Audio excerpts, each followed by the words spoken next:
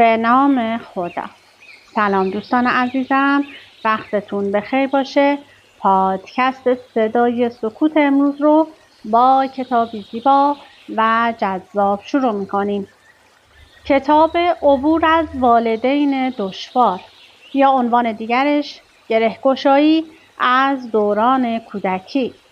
موضوع روانشناسی کودک و نوجوان، موفقیت و خودیاری و روانشناسی عمومی هستش. نویسنده مؤسسه مدرسه زندگی. مترجم حامد شانکی هستش و انتشارات میلکان در تهران در سال 1404 این کتاب رو چاپ کرده. لطفاً با من همراه باشید تا مشخصات کوتاهی رو از نویسنده کتاب برای شما بخونم و سپس کتاب رو با هم ورق بزنیم. مؤسسه مدرسه زندگی یا The School of Life یک شرکت چند ملیتی بریتانیایی و فعال در حوزه رسانه‌های اجتماعی و آموزش عمومی است که در سال 2008 به ابتکار نویسنده و سخنران بریتانیایی آلن دوباتن پایه‌گذاری شد. دفتر مرکزی این مجموعه در لندن قرار داشته و تمرکز فعالیت‌های آن بر موضوعاتی همچون مدیریت اضطراب، هوش هیجانی، روابط انسانی، کار، خلاقیت و معنویت بوده است. این مؤسسه با همکاری گروهی از اندیشمندان از جمله آلن دوباتن و سوفی هاورس به همراه رواندرمانگران، هنرمندان و آموزگاران شکل گرفته و هدف اصلی آن ارائه مفاهیم فلسفی و روانشناختی به زبانی ساده، قابل فهم و کاربردی برای زندگی روزمره بوده است. مؤسسه مدرسه زندگی از سال 2016 با راه اندازی انتشارات اختصاصی خود با عنوان The School of Life Press به انتشار کتاب‌ها و مجموعه‌های آموزشی متنوع پرداخته است. در میان آثار منتشر شده این انتشارات میتوان به عناوین مانند متفکران بزرگ، رابطه‌ها، از ناکامی‌های کودکی گذر کردن، اضطراب موقعیت اشاره کرد. فعالیت‌های مدرسه زندگی با واکنش‌های گوناگونی همراه بوده. برخی منتقدان از جمله نشریه لس آنجلس ریویو آف بوکس این آثار را به ساده‌سازی بیش از حد مفاهیم فلسفی متهم کردند و هانس گئورگ مولر نیز یکی از ویدئوهای این مجموعه را به دلیل نقل قول‌های نادرست مورد انتقاد قرار داده است، در حالی که منتقدانی مانند جفری هاوارد رویکرد این مؤسسه در نقد نگاه رمانتیک به عشق و تلاش برای ارتقای هوش هیجانی از طریق فلسفه را ستودند. خب با من همراه باشید تا این کتاب رو با هم دیگه ورق بزنیم. والد چه ویژگی هایی دارد؟ از آنجا که والد واژه‌ای عمومی است، وقتی از آن استفاده می کنیم غالبا این تصور القا می شود که تمام والدین کمابیش شبیه به همند. در ذهن جمعی ما تصویری واحد و بسیار قدرتمند از این موضوع وجود دارد که مامان یا بابا ممکن است چه ویژگی هایی داشته باشد. نقش‌های والدین ممکن است با گذر زمان تغییر کند، اما در هر مقطع زمانی میتوان اطمینان داشت که مجموعه‌ای منسجم از ویژگی‌ها را در ذهن ما تداعی می‌کنند. مامان مهربان، صبور، گاهی از روی محبت کمی ایرادگیر و عموماً دوستدار و دوست داشتنی است. بابا قوی، قاطع، گاهی به طوری کاملاً بخشودنی، کمی مسخره و نوعاً اهل محافظت و دنیا دیده است. این تصورات جمعی به طور خاص در زمان جشن‌هایی مثل روز پدر و روز مادر مشهود می‌شوند.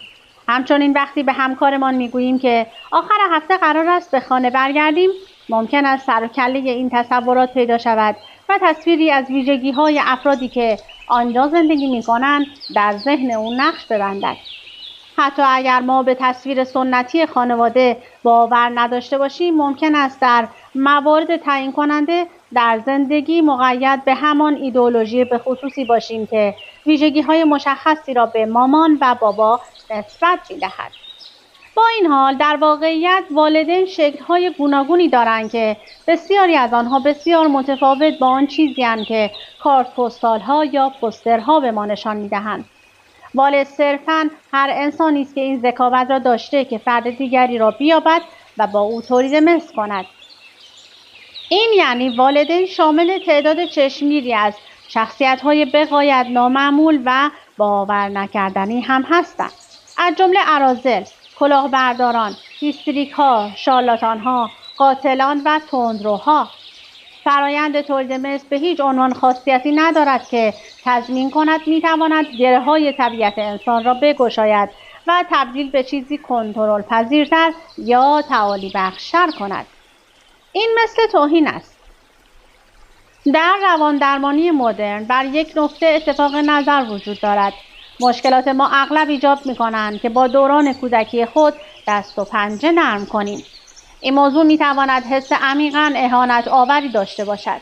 چقدر توهین‌آمیز است به ما گفته شود که دوران کودکیمان می‌تواند بی اندازه در زندگیمان در بزرگسالی اهمیت داشته باشد. از جمله در خلق و خو، احتمال خوشبختی، تمایلات جنسی، سطح اضطراب و عزت نفسمان. به خصوص اگر دوران کودکی سختی داشته باشیم، بیش از هر چیزی دلمان می‌خواهد از انرژی تاریک و آشوبزای آن بگریزیم و خود را عاملانی آزاد تصور کنیم که بدون هیچ مانعی می‌توانند آینده خود را تعیین کنند. چقدر دلسرد کننده است از ما بخواهند باور کنیم کسی که هستیم تا حد زیادی قبل از اینکه به سن استدلال برسیم به واسطه عوامل خارجی تعیین شده است. همچنین اگر قرار است امیدی برای کمک به خودمان داشته باشیم، باید بپذیریم به مدت طولانی و با درد فراوان بکوشیم گذشته را با جزئیات دقیق درک کنیم. چرا باید یک بار دیگر، شاید برای بار صدم، اما از زاویه‌ای کمی متفاوت، درباره حق به جانب بودن مادرمان یا بیرحمی پدرمان فکر کنیم؟ آیا نمی‌توانیم یک بار برای همیشه از دست این شخصیت‌های مداخله‌گر رها شویم؟ واضح است چرا شاید بخواهیم ناراحتی خود را سر خود رواندرمان خالی کنیم. آیا این علم ندیده است که جهان چقدر وسیع و جالب است؟ چه بسیار چیزهای با شکوه و عجیبی درون آن وجود دارند؟ آیا تا به حال بر فراز بیابان غربی استرالیا پرواز نکرده است یا در راهروهای مجلل قصرها و کتابخانه‌های ملی پرسه نزده است؟ چرا اینقدر اصرار دارد که به نقطه شروع آشفته و خفقان آورمان برگردیم و بارها دور محور آن بچرخیم؟ میتوان درک کرد برای مقابله با گذشته نیازی نیست شور و شوقی خارق‌العاده برای واکاوی خود داشته باشیم. همچنین نیازی نیست دلمان برای خودمان بسوزد یا از دست والدینی که تلاش کردند بهترین کارهای ممکن را انجام دهند به شدت خشمگین باشیم. تنها چیزی که نیاز داریم درکی همراه با خستگی اما وظیفه شناسانه از این موضوع است که راه اصلی غلبه بر گذشته‌مان پرداختن به آن است. باید به یاد بیاوریم نه به دلیل حس نوستالژی بلکه برای اینکه یک بار برای همیشه بتوانیم فراموش کنیم. این فرایند باید مثل طرد ارواح خبیث باشد، نه ادای احترام. آیا ممکن است اینقدر مهم باشد؟ با این حال بیمیلی ما برای نگاه به گذشته شاید فقط به دلیل بی‌حوصلگی یا کلافگی نباشد. ممکن است علامتی باشد از ناباوری محض درباره اینکه دوران کودکی چقدر ممکن است اهمیت داشته باشد. آیا ممکن است این دوره تا این حد حیاتی باشد؟ آیا ممکن است رویدادهای آن سالهای کوتاه چون این تأثیر عظیمی بر رخدادهایی داشته باشد که بعد از آن رخ می‌دهد؟ آیا واقعاً کودکان تا این حد تأثیرپذیرند و به این سادگی آثاری دائمی بر وجودشان نقش می‌بندد؟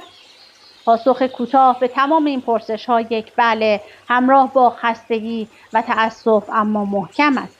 ذهن انسان در برهه بین 1 تا 10 سالگی به طور رباوری اثرپذیر است. این ذهن بی نهایت به محیط خود حساس است. این یعنی تمام هویت ما می‌تواند قاطعانه و به طور تقریباً دائمی به دست تجربیات دوران کودکیمان شکل بگیرد. گاهی تنها کافی است پدر تا حدی بی‌عاطفه و هراس‌انگیز یا مادر دمدمی مزاج باشد تا موجب سطح بالایی از اضطراب یا از خود بیزاری در فرد شود و بر 8 دهه بعدی زندگیش سایه بیفکند. این آسیب پذیری در تمام تاریخ وجود داشته است، اما تنها در این زمانه است که ما آن را شناخته ایم و توجه کافی به آن می‌کنیم. در هر دورانی افرادی بودند که در کودکی آسیب دیده باشند. فقط موضوع این است که هیچ کس به خودش زحمت نمیداد کشف کند ماهی فروش چرا اینقدر ناراحت است، یا تاجر چرا اینقدر مرتب از کوره در می رود، یا شوالیه چرا دچار ناتوانی جنسی است. درست همانطور که هیچ کس به خودش زحمت نمیداد بررسی کند چه چیزی ممکن است آب را آلوده کند یا میکروب‌ها چطور سرایت می‌کنند. در زمان کنونی ما بالاخره کمی بیشتر به علت و معلول‌ها توجه می‌کنیم. بنابراین منطقی است که این حساسیت بیشتر به ارزیابیمان از اوایل زندگی خود نیز راه پیدا کرده باشد.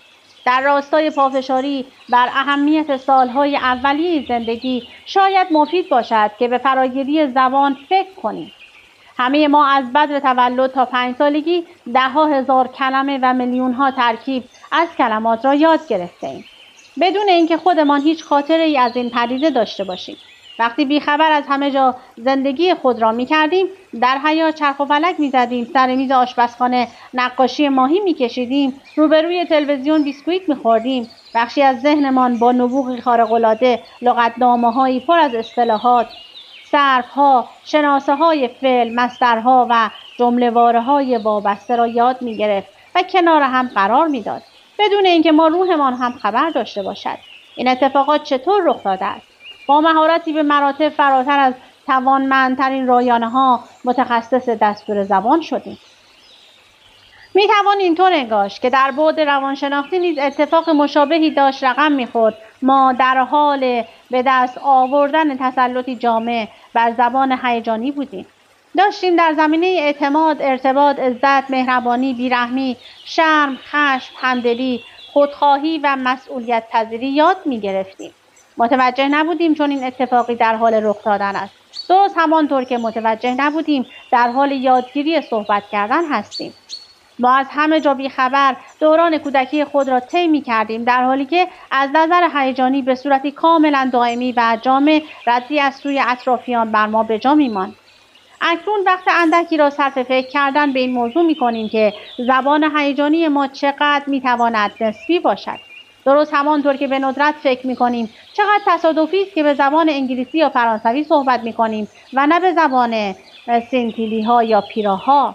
از این موضوع غفلت می‌کنیم که مردمی وجود دارند که واژه مورد استفاده آنها برای عشق و محبت هندی است، یا با گفتن هو آرتا تایلندی یا وانان کانتونی به یکدیگر شب بخیر میگویند. یا اگر بخواهیم لحنمان را عوض کنیم میتوانیم به افرادی فکر کنیم که هر وقت موفق میشوند احساس افسردگی نمی‌کنند یا نگران نیستند که هر تجربه جنسی ممکن است به شرم ختم شود. در نهایت درست مثل زبان استاندارد با گذر زمان در میابیم که یادگیری زبانی جدید و متفاوت ممکن است تا چه اندازه مهیب و دشوار باشد یا چه کشمکشی در انتظارمان است. وقتی دیگر نخواهیم به زبانی که برایمان تعیین شده، یعنی زبان اضطراب، از خودبیزاری، تحقیر و بدبینی صحبت کنیم و در عوض بکوشیم خود را با لحن اعتماد و آرامش و مهربانی ابراز کنیم. این چالش اصلا آسان‌تر از آن نیست که فردی انگلیسی زبان سعی کند به سرعت به زبان کره‌ای یا ایسلندی مسلط شود. تأثیرپذیری بی‌دفاع کودک. برای پذیرفتن اهمیت دوران کودکی، اول از همه باید تأثیرپذیری و آسیب‌پذیری ناگزیر کودکی 2 ساله را درک و آن را در عمق وجودمان حس کنیم. اول از همه به ابعاد آنها توجه کنیم. انگشتانشان به طرزی باور نکردنی کوچکند. کوچک بودن مچ دستشان باور نکردنی ترم هست. ضربه کوچک به سر یا 3 سانتیمتر آب کافی است تا کارشان را بسازد. همچنین توجه کنید که چقدر کنترل کمی روی خود دارند. آب دهانشان دائما جاری است. وقتی خسته‌اند سرشان مثل افراد مست تکان تکان می‌خورد و در سوپرمارکت‌ها یا روی پای غریبه‌ها خوابشان می‌برد. آنها تمام و کمال و خیلی بدجور به دیگران اعتماد می‌کنند. هیچ گونه سپری دفاعی ندارند. همه چیز را بی چون و چرا و چشم بسته می‌پذیرند. هر جایی بخواهید آنها را ببرید دنبالتان می‌آیند. می توانید به آنها داستان‌های عجیبی درباره این بگویید که چه کسی در همسایگی زندگی می کند یا چرا درختان چنین شکلی دارند یا خودتان چطور آدمی هستید و آنها حرفتان را باور خواهند کرد. آنها هیچ مبنایی ندارند که بر اساس آن درباره چیزی به طور مستقل قضاوت کنند. متوجه نمی‌شوند که آیا مامان واقعاً آنقدر که ادعا می‌کند مهربان است یا نه. آنها فقط می‌دانند که او قدرت‌های فراتبیعی دارد و بلد است چطور ماشین براند و کاری می‌کند که تکه‌های خمیر به طور معجزه‌آسا در فر پف کنند و تبدیل به کیک شوند. آنها تا وقتی که یک دهه دیگر از عمرشان نگذرد نمی‌توانند تشخیص دهند که آیا کارهای بابا منطقی یا مهربانانه‌اند یا نه. آسیب‌پذیری آنها هم دلنشین است و هم وقتی بیاد می‌آوریم که برخی از بزرگسالان چقدر آسیب دیدند هولناک. یک فرد می‌تواند هر کاری که بخواهد با این انسان‌های کوچک انجام دهد، به آنها بگوید دوستشان است و بعد دستشان را بسوزاند یا به آنها آبنبات چوبی بدهد و از والدینشان جدایشان کند یا نیمه شب در گوششان زمزمه کند که هیچ کس هرگز نباید از اتفاقی که افتاده باخبر شود و تا آخر عمر روانشان را نابود کند. این چیزها بسیار آزاردهنده به نظر می‌رسند و واقعاً هم آزاردهنده‌اند. ما هم زمانی همین کودکان بودیم، اما دیگر نیستیم. ما اکنون راه و رسم دنیا را می‌شناسیم. قدمان بلند شده و صدایمان رساست. می‌توانیم آزادانه فکر کنیم، اما بدون اینکه خودمان اصلا خبردار شویم. خدشه‌های آن سالها معمولاً به مدت طولانی زیر پوسته بلوغ در ذهن‌هایمان نهادینه می‌مانند. ما این را به خود بدهکاریم که با صبر و حوصله به آن چیزی نگاه کنیم که ممکن است پیش از آن که بدانیم چه کسی هستیم و خودمان را بشناسیم بر ما گذشته باشد.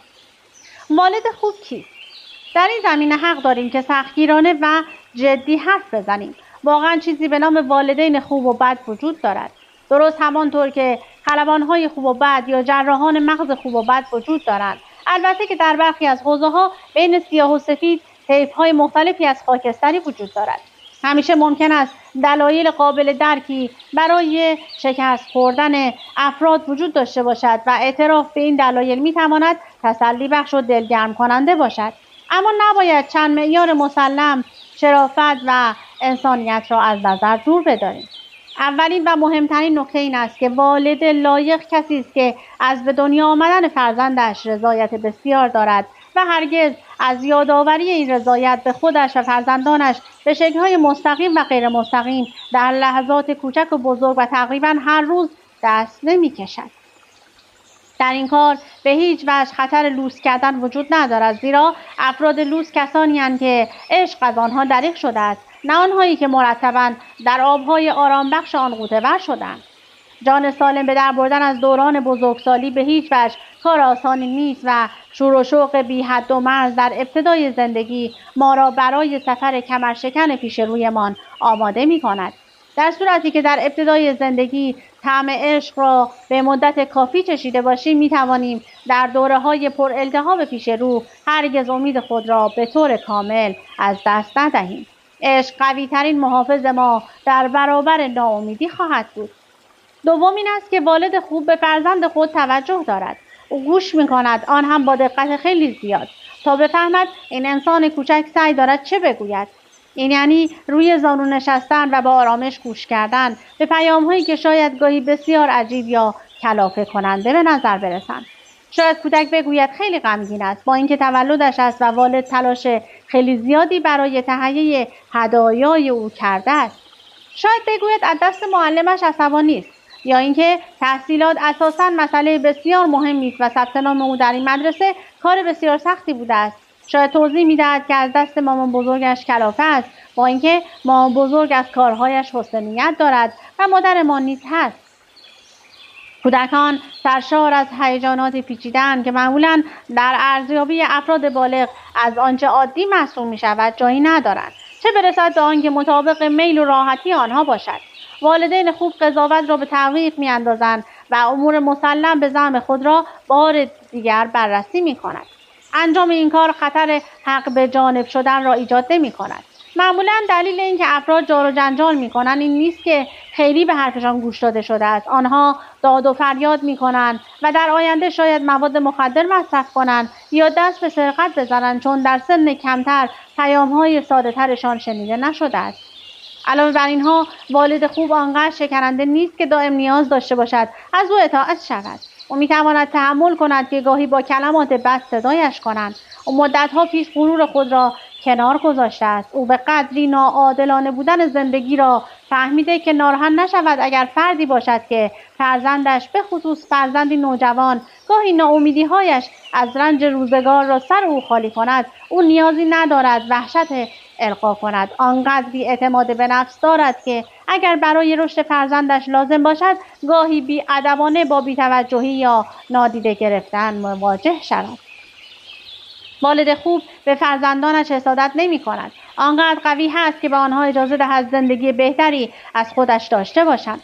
والدین خوب سادیسم ندارند. آنها هرگز از آزار رساندن به فرزند خود احساس رضایت نمی کنند. هرگز از اینکه به فرزندی بگویند احمق است احساس باهوش بودن نمی کنند، یا با نظارت روی تک تک حرکات فرزند احساس نمی کنند کنترل امور را به دست دارند. آنها نمی‌خواهند ناراحتی یا پشیمانی خود را به فرزندانشان منتقل کنند و نظرشان این نیست که چون فرد دیگری در گذشته دور آنها را اندوهگین کرده است اکنون باید کسی را ناراحت کنند. آنها به قدر کافی از مشکلات خود آگاهند که بتوانند به فرزندانشان درباره آنها هشدار دهند.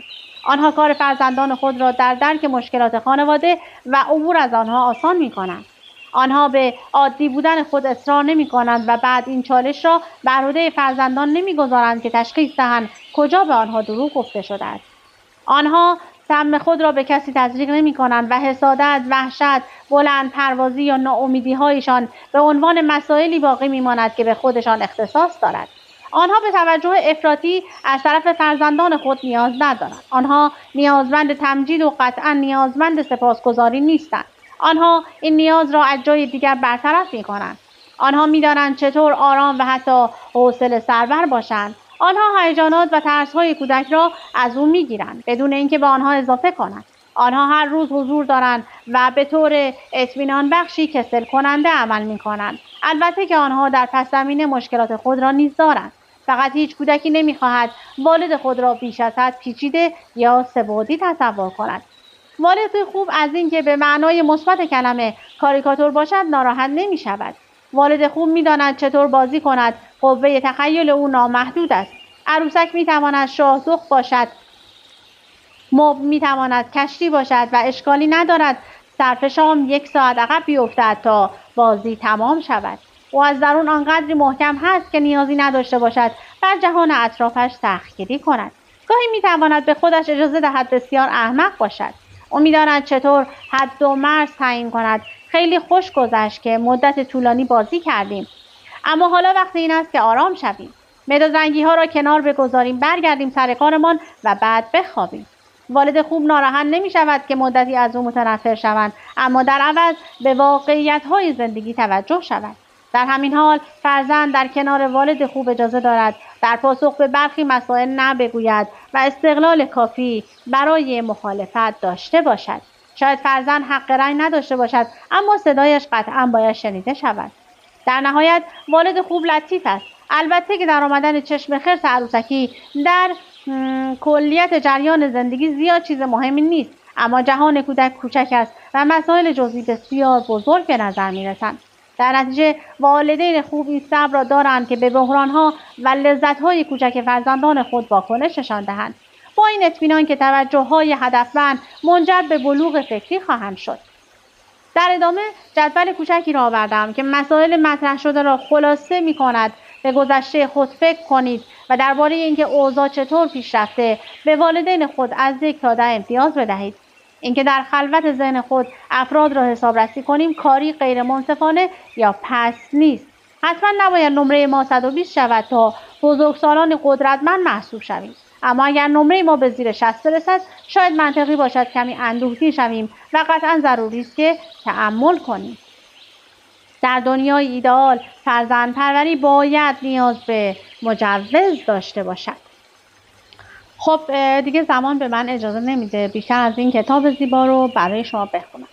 اگر به این کتاب علاقه‌مندید حتما برای خودتون تهیه کنید و تا انتها بخونید.